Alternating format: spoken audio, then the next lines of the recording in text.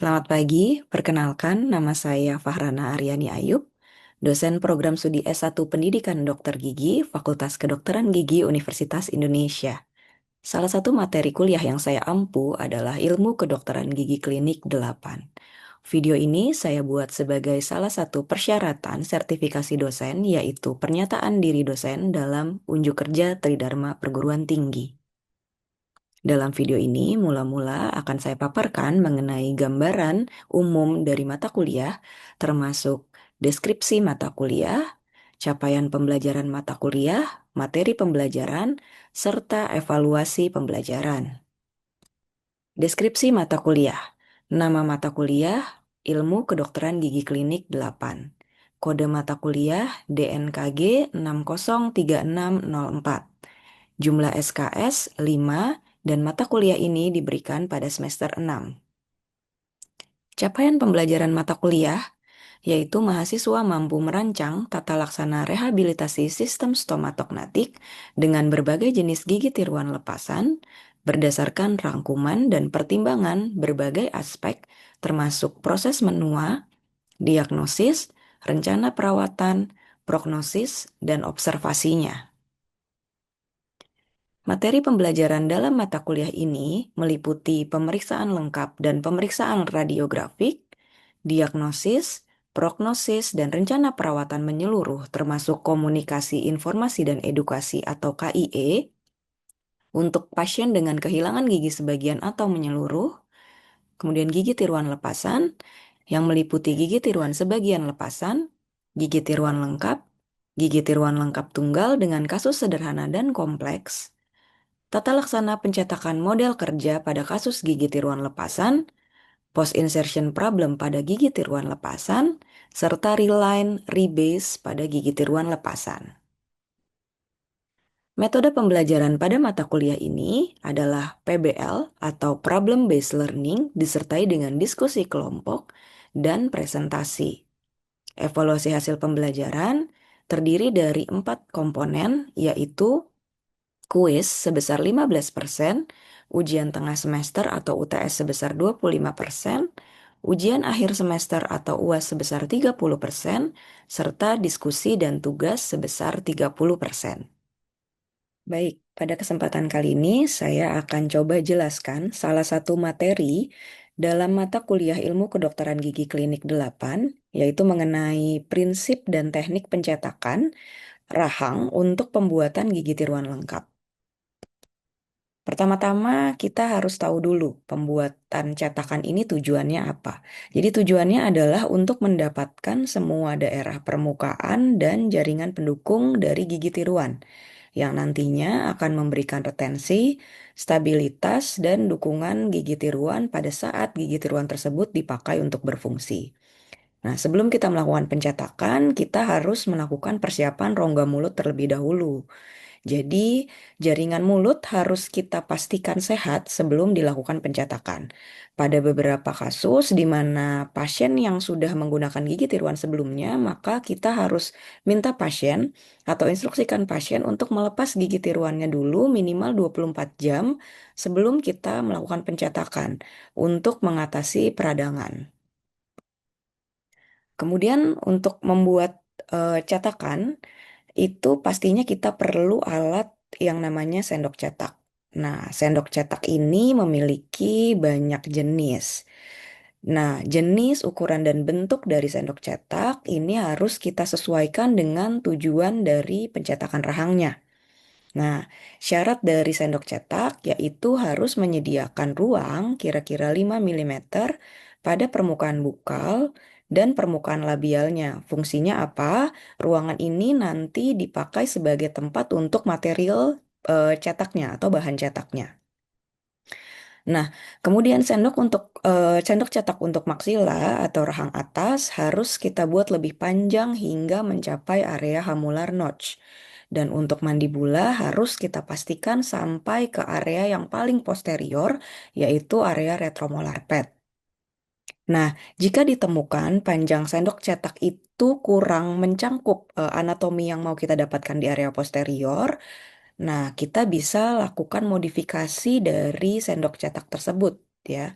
Jadi panjangnya itu bisa kita modifikasi dengan menggunakan wax. Jadi contohnya seperti gambar yang kedua, gambar yang di bawah itu ada tambahan wax di area tepi bukal posterior sampai ke area paling posterior ya. Oke. Kemudian sekarang kita pelajari dulu mengenai jenis-jenis sendok cetak. Jadi berdasarkan metode pembuatannya, sendok cetak ini ada dua jenis. Yang pertama adalah stock tray, yang kedua adalah custom made tray. Bedanya apa? Yaitu kalau stock tray itu sendok cetak yang memang sudah dibuat dari pabrik. Jadi sendok cetak ini biasanya ada ukurannya. Ada ukurannya biasanya ada small, medium, large, atau di beberapa merek mungkin pakai ukuran satu 2 3 dan 4. Seperti itu. Seperti contoh yang digambar pada slide, ini adalah contoh untuk stock tray. Ya, jadi untuk stock tray ada berbagai jenis juga. Ada yang full, ada yang sebagian. Kemudian jenis sendok cetak yang kedua adalah custom made tray. Bedanya dengan stock tray, custom made tray itu dibuat custom, jadi sesuai dengan bentuk dan ukuran dari rahang pasien. Jadi kita buatnya custom, hanya untuk pasien tersebut. Ya, jadi tidak bisa sendok cetak itu dipakai untuk pasien yang lain. Kemudian berdasarkan ada atau tidaknya lubang. Jadi ada dua jenis yaitu sendok cetak tanpa lubang dan sendok cetak dengan lubang. Jadi ini fungsinya beda ya untuk yang tanpa lubang dan dengan lubang. Biasanya umumnya kalau sendok cetak tanpa lubang itu kita pakai untuk pencetakan model kerja pada kasus gigi tiruan lengkap. Kalau sendok cetak dengan lubang, itu biasanya kita pakai pada pembuatan model studi umumnya ya. Namun kembali lagi nanti kepada kasus-kasusnya ya. Kemudian berdasarkan bahan kita punya sendok cetak plastik dan sendok cetak berbahan logam. Ini kembali ke preferensi ya. Sebenarnya sama saja, secara fungsi sama saja yang membedakan hanya materialnya saja. Kemudian yang terakhir adalah berdasarkan status gigi untuk membuat sendok cetak. Dalam arti di sini ada sendok cetak untuk gigi kehilangan gigi sebagian ya, untuk kehilangan gigi sebagian dan sendok cetak untuk kehilangan gigi seluruhnya. Gitu ya. Jadi dia berbeda bentuknya. Kalau yang untuk gigi tiruan sebagian itu biasanya stok tray-nya dia bersudut. Kalau sendok cetak untuk yang kehilangan gigi menyeluruh itu sendok cetaknya dia tidak bersudut tepinya. Oke. Kemudian kita bahas sedikit mengenai custom made tray yang sebelumnya sudah saya singgung ya.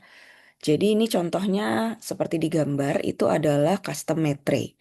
Jadi beberapa syarat untuk pembuatan custom metre yang pertama dia harus rigid. Jadi eh, materialnya harus rigid agar tidak menyebabkan distorsi pada cetakan. Jadi tidak boleh menggunakan material yang mudah berubah bentuk. Ya, kemudian memiliki stabilitas dimensional yang baik sehingga dapat mempertahankan bentuknya selama pembuatan cetakan. Ya, jadi jangan menggunakan bahan cetak yang menggunakan bahan untuk pembuatan sendok cetak yang dia mudah berubah ketika kita pakai untuk mencetak rahang. Ya, kemudian custom made tray ini memiliki syarat ketebalan minimal 2 milimeter pada palatal dan sayap lingual. Ya, jadi ada ketebalan minimumnya karena nanti kalau terlalu tipis dia bisa mudah mungkin rusak atau patah pada saat kita pakai mencetak. Jika terlalu tebal itu juga bisa mengganggu pada saat melakukan pencetakan ya. Kemudian pastinya memberikan ruang yang merata untuk bahan cetak. Kemudian tidak boleh mengganggu area vestibular. Kemudian harus mudah dilepaskan. Material yang kita pakai juga tidak boleh bereaksi dengan bahan cetak. Custom matre biasanya materialnya itu menggunakan bahan akrilik ya, umumnya. Atau ada juga beberapa yang menggunakan bahan selak. Tapi umumnya kita memakai bahan akrilik self cure. Kemudian yang terakhir adalah mudah dimanipulasi dan diadaptasi sesuai dengan bentuk yang diinginkan. Karena ini custom made tray, jadi Bentuknya harus kita sesuaikan dengan bentuk dan ukuran dari rahang pasien sehingga kita harus pakai material yang mudah untuk dimanipulasi sehingga bisa mengikuti bentuknya. Oke, sekarang kita masuk ke material bahan cetak. Jadi material bahan cetak dibagi menjadi dua, yaitu ada preliminary impression material dan final impression material. Jadi kalau bahan cetak yang pendahuluan, biasanya itu menggunakan bahan cetak yang memiliki viskositas yang relatif tinggi untuk mengkompensasi kekurangan dari sendok cetak. Karena cetak pendahuluan ini biasanya atau kita sebut dengan pencetakan model studi, ini kita masih menggunakan sendok cetak stock tray ya, gitu. Jadi biasanya material bahan cetak yang kita pakai itu antara untuk gigi tiruan sebagian lepasan atau gigi tiruan lengkap, biasanya kita menggunakan dua material. Yang pertama itu adalah irreversible hydrocolloid, ya. Kemudian yang kedua adalah impression compound. Jadi kalau irreversible hydrocolloid atau yang kita sebut dengan alginat, ini dia bisa memberikan detail yang akurat, tapi harus segera dicor karena jika terlalu lama jarak antara kita melakukan pencetakan dengan pengecoran, maka ada kemungkinan terjadi perubahan dimensi. Sehingga nanti hasil cetakannya menjadi tidak akurat lagi. Kemudian yang kedua adalah impression compound. Ini dia bahannya non-elastis sehingga jika digunakan pada pasien yang memiliki banyak undercut, itu agak sulit ya karena bahannya agak kurang elastis. Oke, kemudian untuk final impression material ya atau biasanya ini kita sebut dengan pencetakan model kerja. Ada beberapa material yang bisa kita pakai, salah satunya adalah zinc oxide eugenol atau pasta Zoe. Kemudian ada polyether dan silicone impression material. Ya, kemudian juga ada elastomer, ya, elastomeric impression materials. Nah, kemudian saya akan jelaskan sedikit mengenai posisi pasien dan operator pada saat pencetakan. Jadi untuk rahang atas, posisi rahang pasien sejajar dengan siku operator, seperti terlihat di gambar ya. Jadi posisi rahang pasien itu harus sejajar dengan siku. Kemudian operator di depan kanan pasien. Awal mulanya posisinya di depan kanan pasien, kemudian berpindah ke belakang kanan pasien saat sendok cetak sudah ada di dalam mulut. Jadi posisinya pertama kali di depan kanan dulu, kemudian pindah ke belakang kanan seperti yang dicontoh pada gambar di slides. Kemudian kita gunakan tangan kiri untuk menarik bibir pasien. Ya, bibir dan pipi pasien itu biasanya harus kita agak tarik sedikit untuk memudahkan tangan kanan kita yang memegang sendok cetak itu untuk memasukkan sendok cetaknya masuk ke dalam mulut pasien. Seperti itu ya. Oke, kemudian untuk bedanya dengan rahang bawah ini posisi operator ada di depan kanan pasien. Jadi dia akan selalu berada di depan kanan pasien. Posisi rahang masih sama, yaitu sejajar dengan siku operator, tapi ada instruksi khusus yang harus diberikan oleh dokter gigi kepada pasien, yaitu kita harus duduk tenang dan rileks, kemudian bernafas melalui hidung dan tidak menelan selama pencetakan. Jadi ini instruksi yang harus diberikan kepada pasien selama pencetakan, baik rahang atas maupun rahang bawah, ya. Oke, kemudian dalam pencetakan, ya melakukan pencetakan rahang atas dan rahang bawah, terdapat beberapa struktur anatomis yang harus tercetak.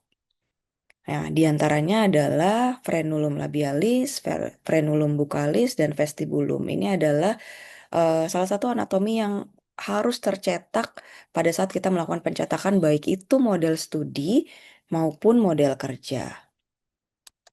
Kemudian untuk rahang atas, ini ada beberapa anatomi pada rahang atas yang perlu kita perhatikan karena anatomi ini harus tercetak sempurna. Salah satunya adalah papilla incisivum, ya. Kemudian tuberositas maxilla, hamular notch, alveolar ridge, fovea palatina, median palatine raft, serta vibrating line. Ya, jadi ini adalah salah satu struktur anatomis yang harus tercetak pada saat kita melakukan pencetakan pada rahang atas. Kemudian untuk rahang bawah anatomi yang harus tercetak adalah retromolar pad, seperti gambar paling atas pojok kiri, kemudian area buccal shelf, ya, yang gambar sebelah kanan, ya, yang ditunjukkan oleh huruf B. Kemudian ada puncak ridge, lingual frenulum, dan area retromilohioid. Jadi anatomi-anatomi ini baik untuk rahang atas dan rahang bawah harus tercetak sempurna karena anatomi ini akan sangat mempengaruhi retensi dan stabilisasi dari gigi tiruan yang akan kita buat setelahnya. Kemudian ini adalah pemeriksaan dan pemeliharaan hasil cetakan. Jadi, setelah kita melakukan pencetakan, ya, kita sudah memastikan struktur anatomis tercetak dengan sempurna, kita lakukan evaluasi kualitas dan kondisi hasil cetakan. Yang kita nilai apa? Salah satunya adalah tidak porus. Jadi, hasil cetakan itu tidak boleh porus. Ya, seperti ada area yang tidak tercetak, ya, ada lubang-lubang kecil, area tidak tercetak oleh tidak terisi oleh bahan cetak, itu tidak boleh. Ya, kemudian tidak ada bagian dari sendok cetak yang terlihat. Contohnya seperti yang kanan ini, ya, sendok cetaknya tertutup semua bagiannya oleh alginat. Ya, kemudian tepi hasil cetakan membulat, kemudian bahan cetak tidak terlepas dari sendok cetaknya dan bebas dari saliva dan darah. Ya, kemudian setelah kita evaluasi dan kita pastikan sudah baik hasilnya, kualitas cetakan yang kita buat, kemudian kita lakukan desinfeksi dengan menggunakan bahan antiseptik.